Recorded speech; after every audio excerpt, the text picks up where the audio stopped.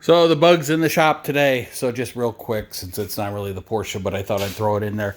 The rear ABS sensor here was bad. Actually, what I did is I bought a scanner for this and, for the other one. So we scanned it, and it was this sensor. And when we checked it, the circuit was broken. So it didn't connect. And then we just finished up putting in a new thermostat. So hopefully that alleviates that problem with the check engine light. There was an airbag light on that when we scanned it, we erased. And I think what that was is I had taken this car and all the interior was all gummy and everything. So I pulled the whole interior out and cleaned it all and got rid of all that gummy stuff that was on it. And when I did, I had to move the car and the seats weren't in it. And the seats have airbags in them. And the airbag light came on and never went off. So as soon as we reset the code, it hasn't come back on. So hopefully, I haven't had a chance to do the airbag or the ABS yet, but I'm assuming that'll take care of that. And that should take care of that, and that should be all the lights, and this car should be good to go. Okay, so we're replacing the speakers in the bug. I'm working on the rear ones now. So a couple of videos I watched, some of the boards said, oh, you just pull the panel and you just pull it up and you pop it out. And you don't need to remove the seats. Well, the problem with that, if you notice my seats are now out. I did that on this first one, but you have these. And this one snapped, trying to glue it and repair it. And then you've got all these.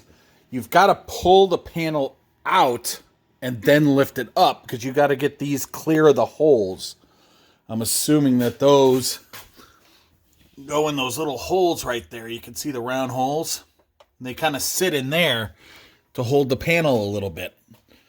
So if you're going to do this job, take the seats out. The front seat takes 2 seconds. The back seat takes a little bit. The bottom part of the back seat takes 2 seconds, and then the back of the rear seat, you need to undo those 2 bolts that hold it in, and then over here you've got to click those back because this right here is forward and holds in the bar, so you click that back so you can get that out. And then it just slides off of that. But it's going to probably be a lot easier getting this one out without that back seat because I'll be able to pull it out far enough and then just lift it up. I'll let you know how this one goes. All right, the second one's out. Didn't break those tabs. One of the Christmas trees broke, though. That one did. 2 seconds to get that out instead of struggling. It's definitely worth taking the back seats out. So I'll just go ahead and get that speaker replaced.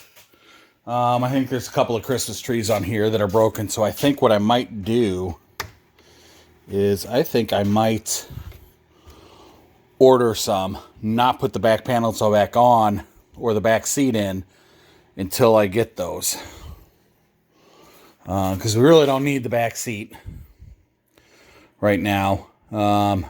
And yeah, so yeah, look at that speaker. You know how torn up that is. This one wasn't as bad, but that one is just completely shot.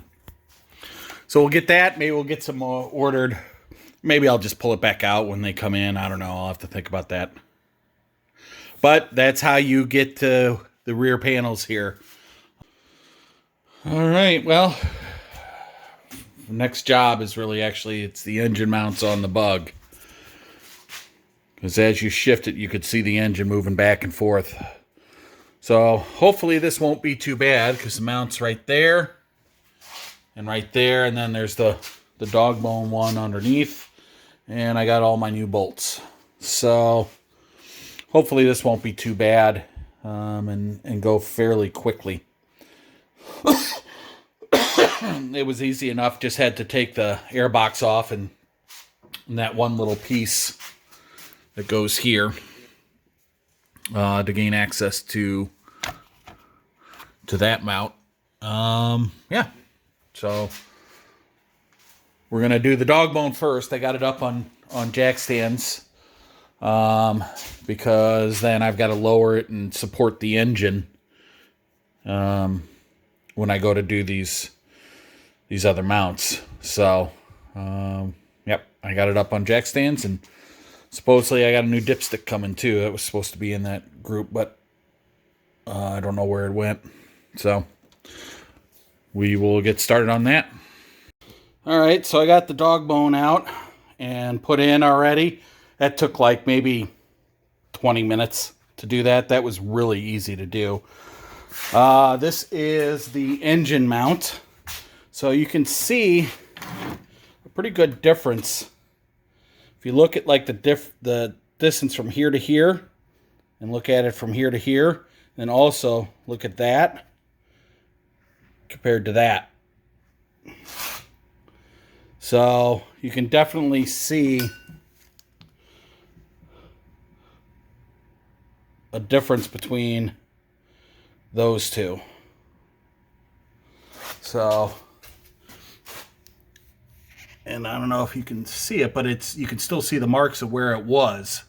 So that should make it easier to line up. I did score it as well along there to line it back up as well. So now we just need to get the new one in. All right, so all of them are replaced. And this was the transmission side, I think. Was it? I forgot. But look at how that moves. And then this was the engine mount. This one didn't look too bad. I can't really move it, but they are all replaced. We went and drove. No more clunking around. So, success on that.